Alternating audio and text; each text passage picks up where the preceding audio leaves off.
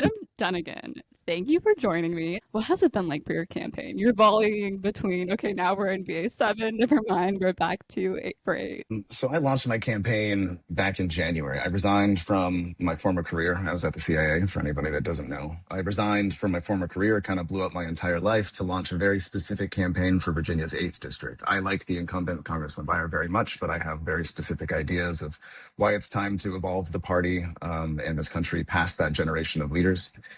However, when the referendum came down, and I put out like a 20-minute YouTube video explaining the referendum to people and explaining why I was voting yes for it, even though it made me uncomfortable, kind of holding my nose and doing what I thought was best tactically for the country.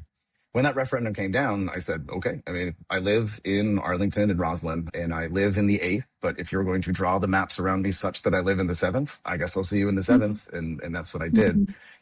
Now that they've reverted it, I mean, I have complicated feelings about the way that the referendum went, how it was voted on, and the overturn. But I'm not going to cry. I'm not going to complain. I'm just going to get back to work. And the campaign moving back to the 8th district, that's what I announced for. That's the fight that I understand. I am a better avatar of the 8th district than I even was for the 7th. So even though it's harder, even though the fight is going to be radically different than it would have been for an open seat, I still think that we are in pretty good shape from my campaign side. Transitioning from private to public life, what has that been like? Especially like I'm curious because like I work with so many like content creators and like digital media people. I don't think like generally CIA people can't have like public social media. So what kind of obstacles did you run into initially? Obstacles, none really. So yeah, you're right. When you're working for CIA, especially if you're undercover, you don't have a lot of public facing social media. So I never had an Instagram account or Facebook or anything like that. I haven't used social media typically since like 2000, maybe 11 or 12, before I moved out to Virginia and before I joined CIA, et cetera. So it's been a long time since I ever touched social media in general. And then, yeah, when I announced the campaign and we started getting out there, and luckily I have really smart people on my team kind of like helping me navigate the social media space. But when we started blowing up, when we got really famous and people started recognizing me on the street, I had a couple of incidents where I was kind of just minding my own business and somebody came up and they said, "Are you Adam Dunigan?" I'm like, it was cool. It was awesome. Like the campaign is getting out there. I want to win this election, but there's a part of me that's deeply, deeply uncomfortable with it because in my former career, if you get recognized on the street when you're not wanting to be recognized, it means you've done something very, very, very wrong. So getting around the kind of anxiety of that has been crazy. But I will say, even though I kind of hate the influencery social media sphere in general, now that we have this huge following online, I'm trying to use it to do some good, platform local businesses and get some ideas out there in nuanced, careful ways that people will listen to, maybe from a source that they hear it better coming from than maybe just your typical influencer. So I don't know, I'm doing my best here. Did you deal with like any camera shyness initially, or was it like kind of natural? Oh no, I'm horrible. Are you kidding me? You saw me at the panel that I was speaking on with Luke Nathan Phillips. I'm not a natural play to the camera, pander, drop a campaign slogan line. I think people pick that up about me pretty quickly. And a lot of people I think most people like that about me. But yeah, early days, especially recording the early social media videos, it was me and my communications director who knows this. He's done like hardcore journalist work overseas. He's done a lot of camera work. He's done documentaries. He's a very impressive guy. And he was getting so angry at me because I just like couldn't stop being pissed off at having to record while looking at my phone. I was like, this is stupid. I hate this. I don't want to do this. So he had to talk me off the ledge more than a few times. Yeah. There was a video you took and it was like, it was snowing and it was like a reel. And it was like I guess some of your campaign people, and you were trying to look more like fun and less like decrepit. Well, yeah. So that was when we got the big downpour of snow in January. Me and my friends, because like a lot of people on this campaign are just like my personal friends, several of whom have like relocated from around the country to like come help out on this campaign because they believe on it, which is like, it's a big responsibility to have. But, we had been doom and gloom, nose to the grindstone, trying to get this campaign thing off the ground. And one of the big complaints that people have online is like, Adam, you're always so negative. And I'm like, well, yeah, man, because like we just started a war and people can't afford homes. And I'm trying to do this thing for the betterment of the country to like fix a lot of really deep problems that we're experiencing in society. But you know what? You're right, negative person on social media. I'll go have a day of fun. So yeah, me and the homies went down to we went down to the park over at Iwo Jima Memorial and ran around in the snow, and it was really fun. There's a lot of cut footage that didn't make it into that. I have some good like dad jokes about various monuments in Arlington that I can drop online later if people want to see them. People don't really realize this if they've only seen me through the campaign or social media, but like I'm a pretty silly guy generally. I got kind of a goofy sense of humor. I don't take myself super seriously, and yeah, I think that video did a good job of putting a little bit of me out there. I don't want to do too much of that either though, because what I'm trying to do is a very serious mission, and if I cast myself as this jokey, silly guy exclusively or too much online, I run the risk of not being taken seriously by the voters who are pissed off and hurting right now. So I'm trying to thread the needle. I don't know exactly what that balance is, but I could probably be a little bit sillier than I have been. And I might have to be now that the entire situation of this election is just itself so silly right now. So Yeah. we'll figure out what that looks like going forward. Piggying back off your like personality, I'm so intrigued by your aesthetic. You don't have the aesthetic of the normal politician at all. It doesn't fit this like cookie cutter persona. So how would you describe your personal aesthetic in like 3 words? I have few clothes. Sorry, that was four. I don't have that much clothing actually, so that's why I'm dressed the way I am half the time. Oh, But I guess my aesthetic. Yeah, I mean, I've lived overseas undercover doing stuff for a while.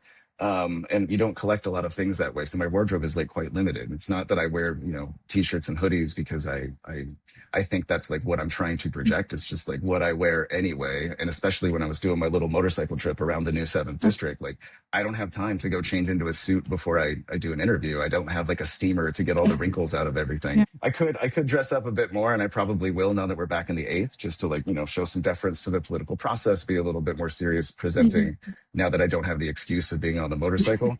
And I think that's useful, but I'm not trying to say anything specific by like wearing all the black t-shirts and hoodies that I do. That's just like how I dress.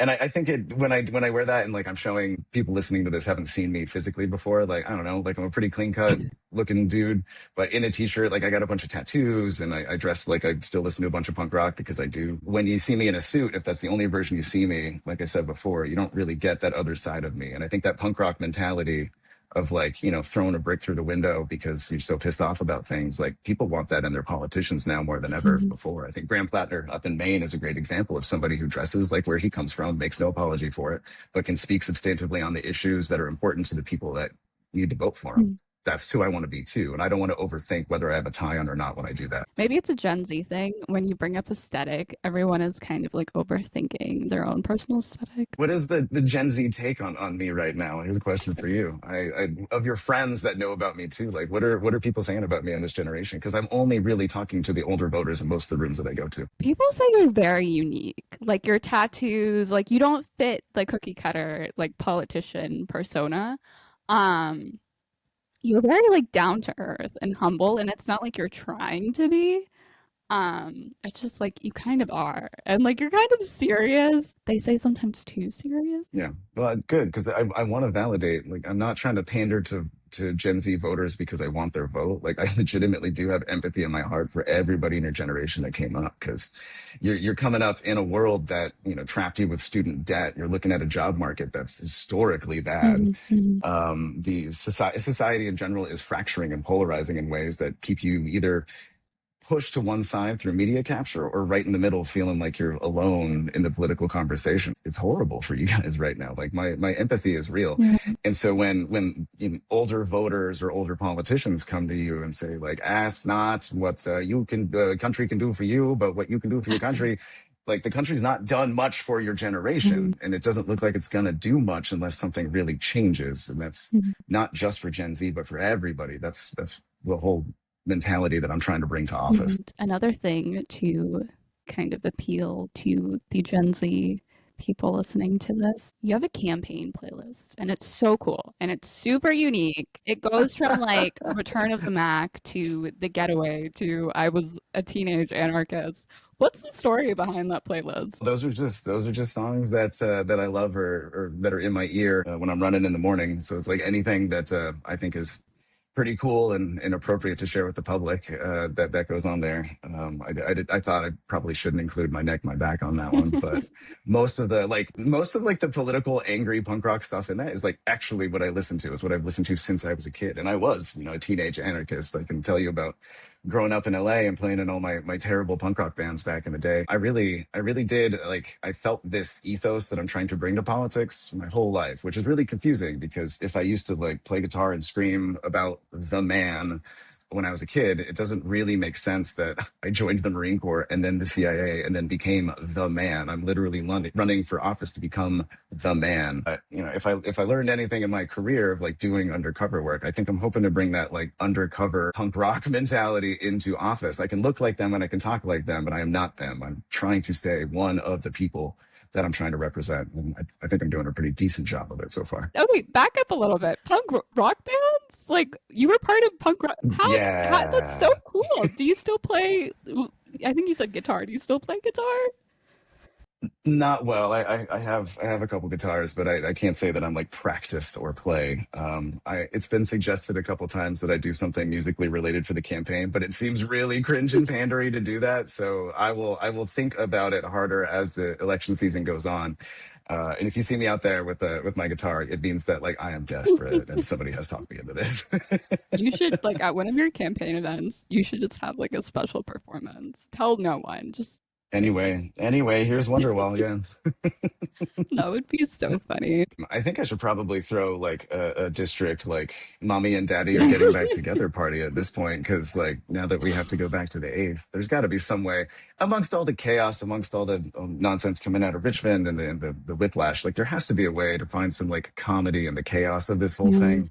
I don't know exactly what that is, but I'm going to try to find it. I'm going to try to give people some like reassurance and some levity Mm-hmm. in these very, very dark times. And like another district vowel renewal. I don't know what to call it, but if another party dedicated to like bringing people together and celebrating some shared community and identity, I don't think that's the worst thing right now. What do you hear from younger voters? Like, what are some of their top concerns for the district? I've been out on the street pretty consistently in Arlington and Alexandria, and then after the initial district flip, I was out on the 81 corridor in Stanton and Harrisonburg. Mm-hmm. There's no difference really between the concerns of younger voters, especially those in college right now, than anybody else. It's the jobs market. It's the fact that they can't afford housing.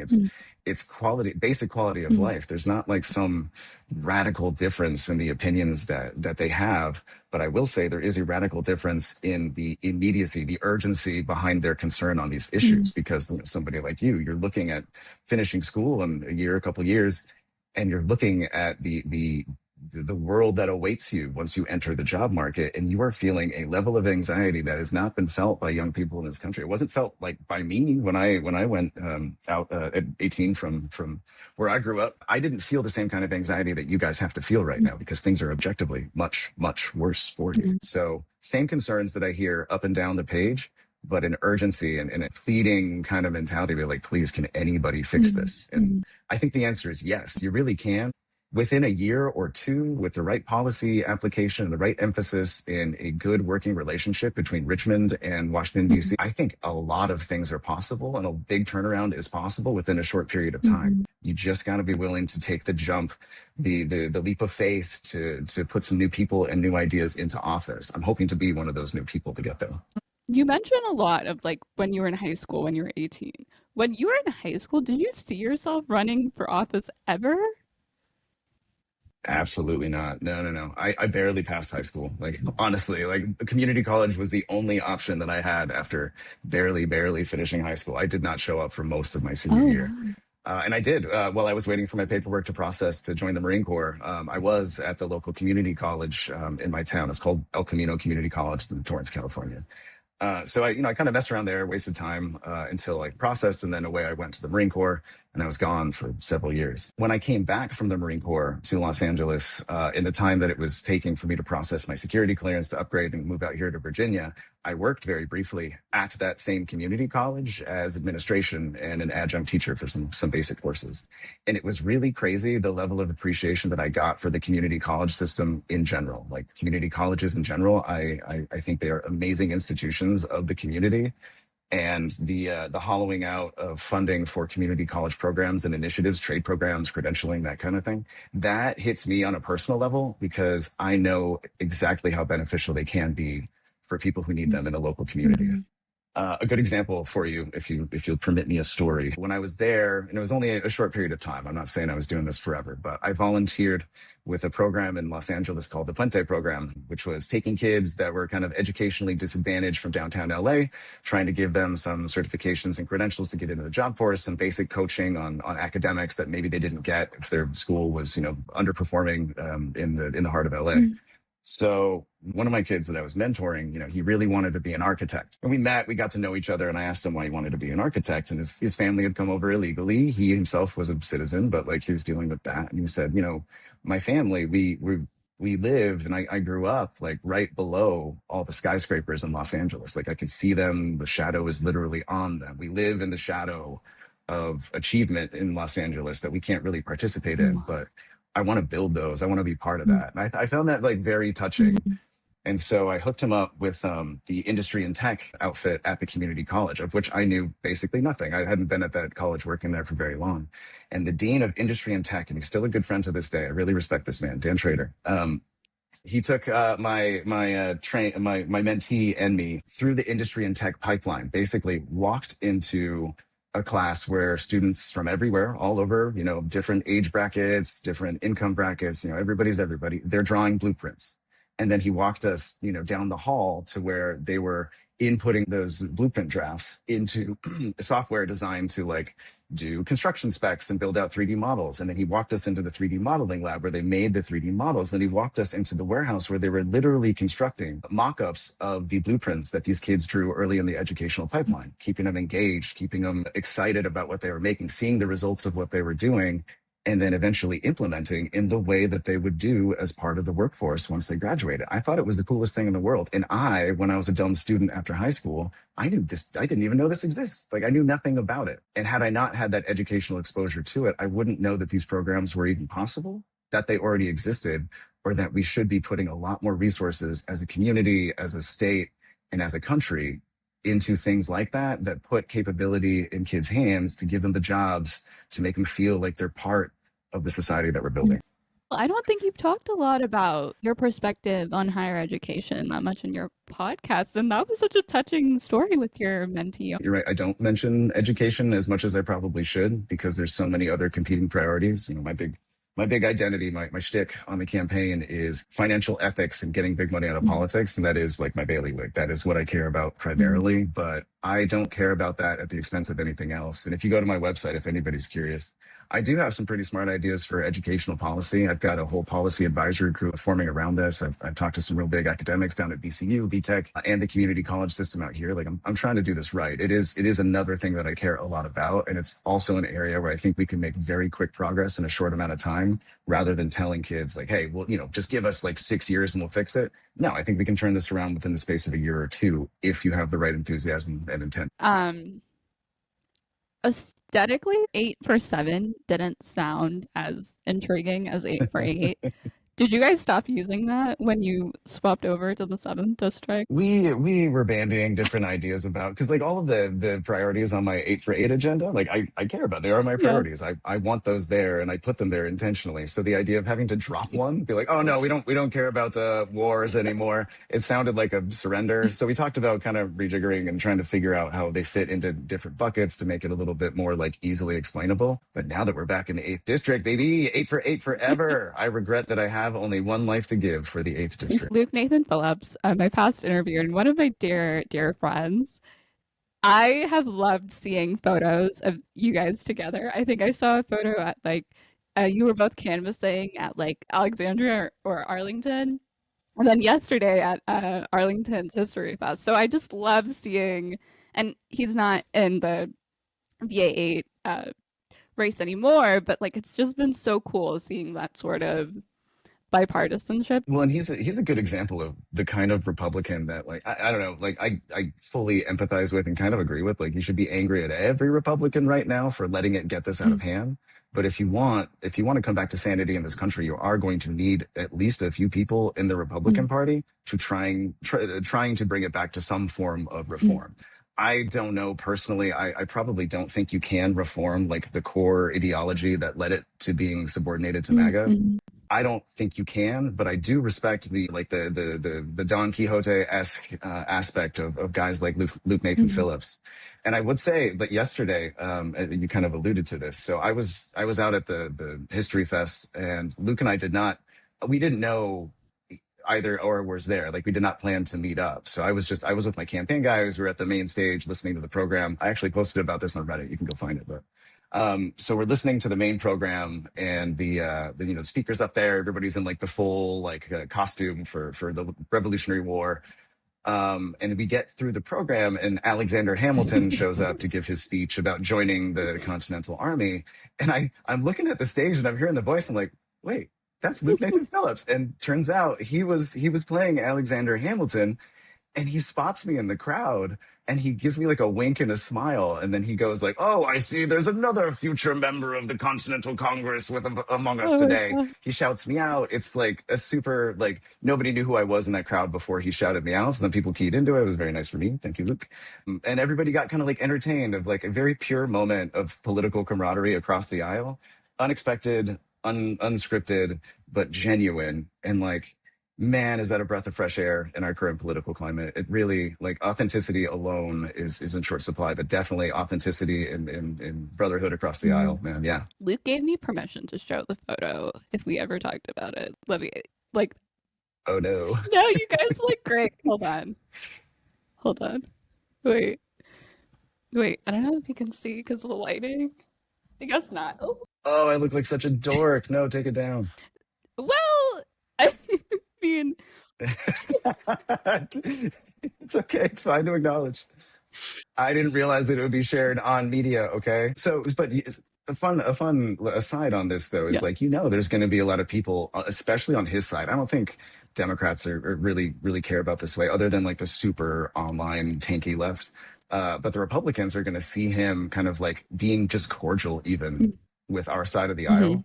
And they're going to roast him for that potentially, right? I don't know, maybe not, but like, I think the odds are is that like you're really angry, unhappy online right would see something like that and be like, oh, he's getting, like he's selling out to the Democrats, he's cozying up to the other side, like that's that zero sum mentality about just like even like cordial friendships across the aisle. It's a really sad sign about where our political discourse is right now. People talk to each other outside of their own party, guys. Like, come on. Like, this isn't like Reddit or like some Twitter thread. It shouldn't be, but sometimes, occasionally in real life, it is. Yeah. I get that a lot too with my background, right? Being CIA, being Marine Corps, especially online. Nobody's had the balls to do it to me in person, but especially online, they'll say like, okay, you baby killer, government toppling, secret agent, deep state plant for the administration. Like, okay, man, I get it. Like, I would also be skeptical of the CIA, and that's probably a healthy thing to have. But like, if you hear me out there, if you talk to me, if you see me, like, go look at my bank statement. I'm not on the payroll of anybody right now. I put all my money behind this to do a very, what I think is necessary mission to fix the Democratic Party and give us some blood back in the veins to go accomplish a progressive agenda that you claim to want. And you're going to attack a guy who is probably, with my profile, the best shot you have at bringing credibility to the ideas you claim to care about. I understand the skepticism. I don't understand the hostility, except through the lens of people just being let down by their government and elected officials so repeatedly that they don't trust anybody anymore. And I don't know exactly how I'm going to fix that, but it is on my list of things to confront, the ever growing list. What's like your most memorable hate comment?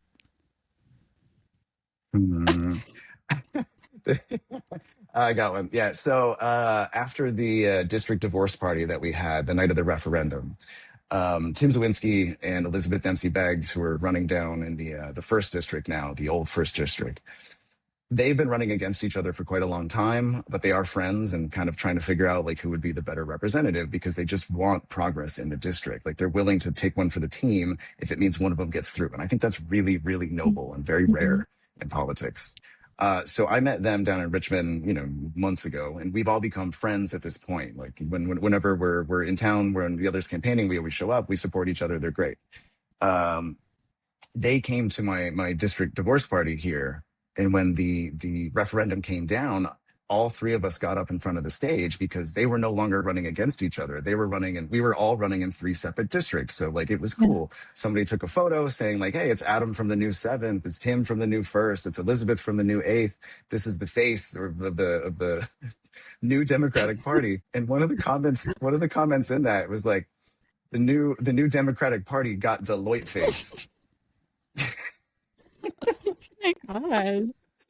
That's like, ow, thank you, but ow, that hurt my feelings quite a bit, actually. Yeah, but now we all call each other a Deloitte face. But what's a wholesome comment you've got or a wholesome like interaction you've had?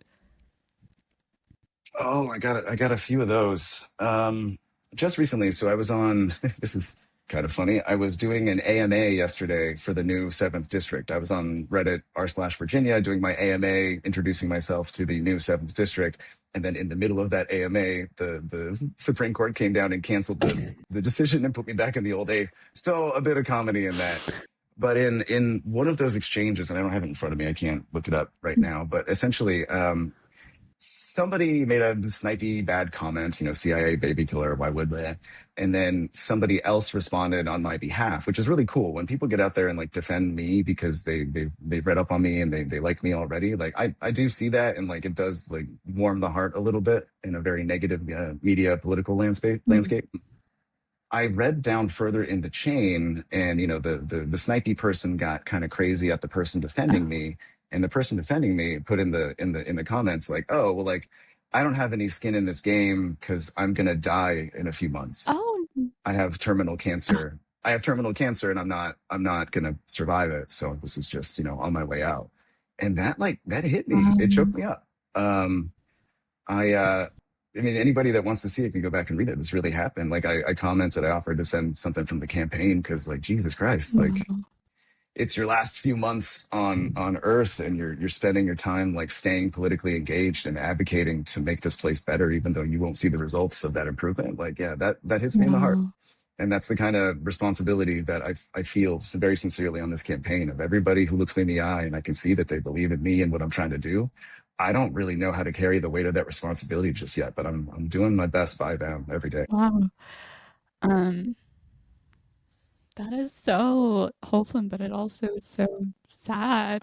But Yeah, sorry, didn't mean to drop a bomb on conversation with that one, but it's true. no, I got another one for you if you want. Sorry, this I'm kind of rambling at this point, but no, go ahead, this go was ahead. also really important to me. So we got famous essentially. We launched our campaign socials completely clean, zero, right? And then the war in Iran kicked off, and me and a couple of guys on my team, we said, "Hey, full work stop. People are really scared right now. Nobody quite understands what's going on. We have a lot to offer for this conversation. So this ain't about the campaign. It's just the right thing to do. Let's put some good information out there, or at least try to make it make sense for Mhm. people."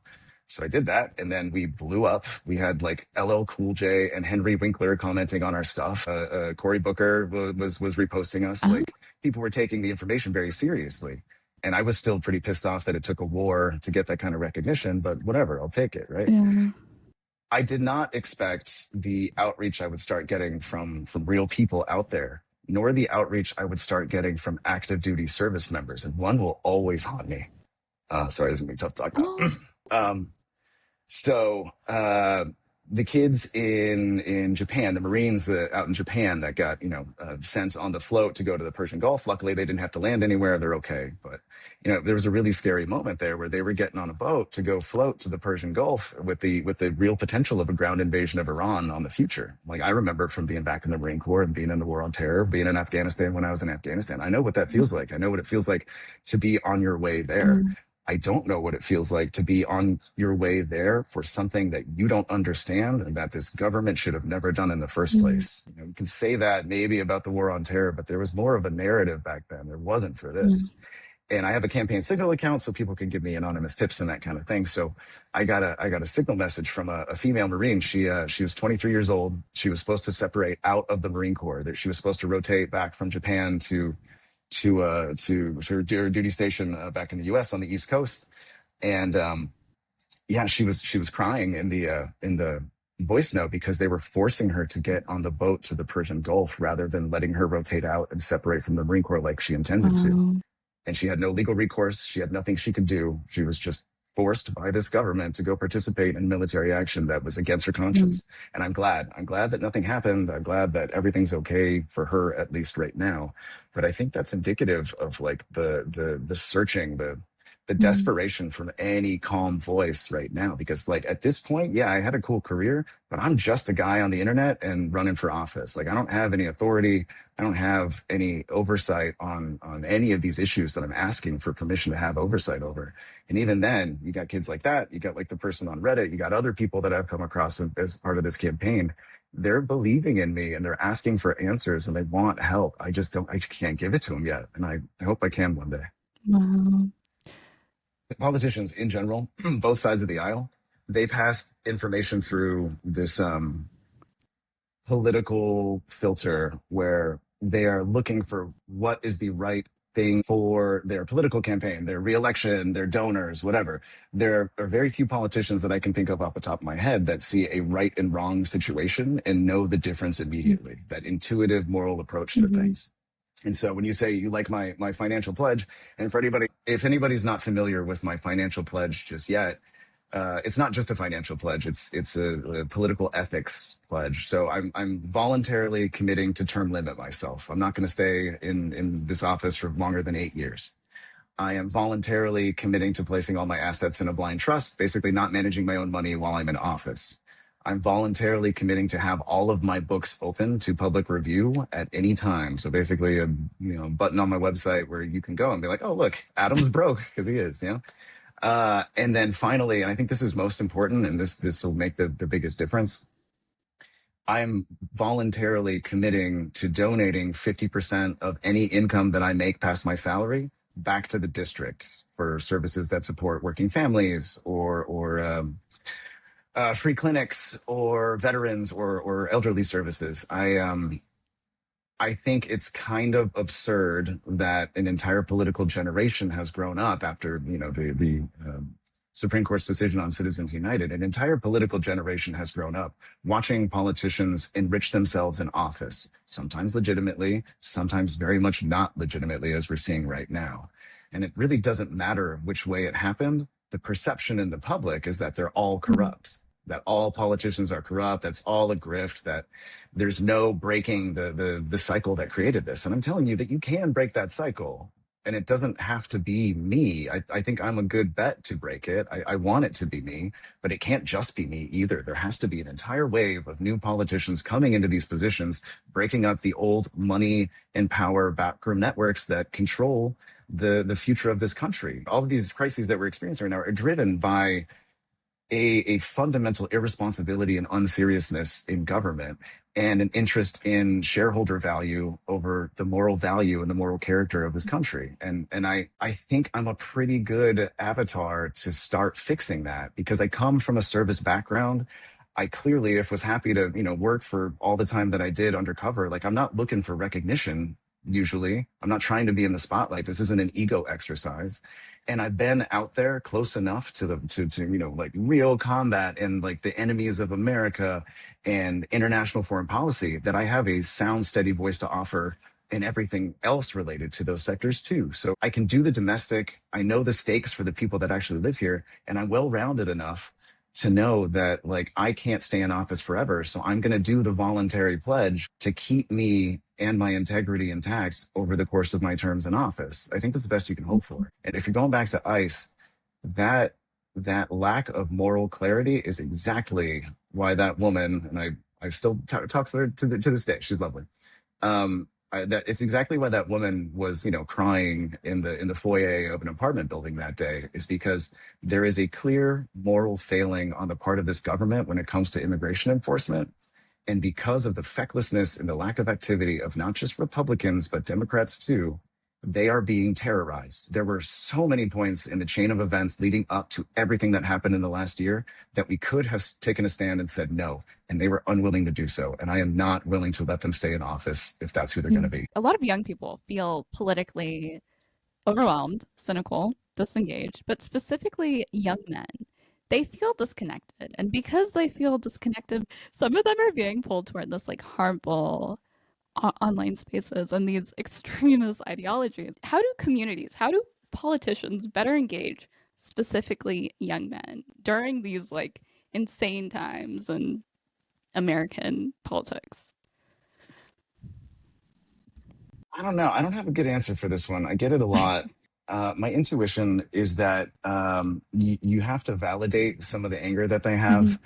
have. There is a certain like amount of admitting that it's not just fabricated that the world is pretty mean to the young white men, but it's also a failure of perspective because the world's pretty mean to everybody, and a lot of people have it a lot worse than them. It's not going to change their mind though if you approach it that Mhm. way. So basically, if you're trying to use like conversational judo, if you want to do some crazy CIA mind tricks on these guys that are so wrapped around this really hateful internal narrative that they built for themselves, you have to validate that Mhm. anger. I don't know what the appropriate ratio is of validating to giving them some cold hard truth, but I do know that just a little bit of kindness goes a lot further than you think in this. And even when they're shitty online, even when they reject or react negatively to any sort of ideological confrontation, maintaining patience, maintaining a steady approach to and an open mind and a willingness to engage, that gets you 30% of the way. The other 2/3 is that you got to give them something to believe in too. And they don't have that Mhm. right now. The only thing that they were given to believe in was essentially the promise of the MAGA Trump advent, 2015 and Mhm. 2016. So a lot of what they're feeling right now is sunk cost investment into an ideology that is objectively failing Mhm. them. And I think right now, with all of the excesses, the war in Iran, and the very, very open grift on like crypto and poly market and whatever, like they always knew they were getting taken advantage of, and the administration, the first Trump administration, was good at telling them like, you're right, kid, but I'm your guy. And now they know that they're being taken advantage of at a rate that outclips anything they experienced Mhm. before. So we have a window to bring them back to our side. I don't know if they can hear the kind of progressive message or the social approach that we probably need to build a shared identity in this country again. I don't think they can hear that from an activist type Mhm. candidate or a woman or a person of color yelling at them, telling them like, you white men were wrong. And if we do that now, and it sucks because it is honestly factually true in a lot of Mhm. cases, but if we do that to them right now, we will lose them Mhm. forever. So maybe I'm naive in this, but if we have a window where they're feeling uneasy with the actions of what's happened in the right wing politics of this country, and they're looking for an off ramp out of the captured right wing media space, they want to stop listening to like the entire like panoply of right wing talkers. If they're willing to like show some leg and look across the other side and see who's talking, if they don't see anybody who's talking to you just like I'm talking right now, or who maybe even looks like me, we could lose them again. And that really freaks me Yeah. out. So sorry, again, long answer to a short question, but I don't know exactly the Mhm. right way, but I will say I think guys like me can make a lot of progress on mentality there and make empathy look appealing enough again, rather than categorized as just like bleeding heart liberal kind Mhm. of thing, because you look at me and I'm not that. So and then What advice would you give young people trying to navigate politics in its current environment? How should they stay hopeful and involved when it feels so decrepit? get involved on the Adam Dunigan campaign, baby. Come volunteer. I'm being 30% silly on this, but seriously, if you want some optimism or some cause for optimism going into the future, I do think coming around political campaigns, good ones like mine, getting around political campaigns and seeing the other kind of people doing the work to try to change things can restore some faith in humanity. I came into this super jaded. So when I launched my initial campaign, and my guys, like anybody who's on this campaign with me can tell you, I came in and I was like, punk rock, I hate all of them, burn it down, brick through the window. And that is still in my heart. but I have moderated because I am seeing like on the campaign right now, we have like, I think 40 to 50 people that are volunteering their time to help us out, to like, put out materials, go knock doors, that kind of thing. Like they're getting behind this. They're putting their time, their blood, their sweat, their tears into this, not for me, but because it's the right thing to do. And watching a team like that form has actually given me a lot more optimism about the future. So if you're a young person right now and you don't know what to do and the job market sucks and you're worried about what happens when you graduate school, you can get on a campaign just like mine. Doesn't have to be mine. You can get on a campaign just like mine wherever you are. You can be around a lot of like-minded people that will still challenge you and like still have spirited debate about the finer points of like your political philosophy or the future or your community. You can meet a bunch of people in your community that you wouldn't otherwise. You'll get to know business owners. You'll get to know, thought leader, influencer type people from academia. You're given a sense of credibility as part of a campaign, which gives you entree into spaces you can't go. It's pretty cool. And then finally, if we win, if we pull this thing off, you were part of something that made a change that no one can deny. If we win here in the eighth, it means that we won a primary against one of the most powerful incumbents in the Democratic Party, and a visual representation of the need for evolution in this country. And you can be part of that right now. And this goes back to what I said in the other answers. Like we all need something to believe in. And I'm not saying you have to believe in me, but you can believe in the other people around you, and you can believe in the work that they're doing on your behalf. And if you can be part of that, I think you should.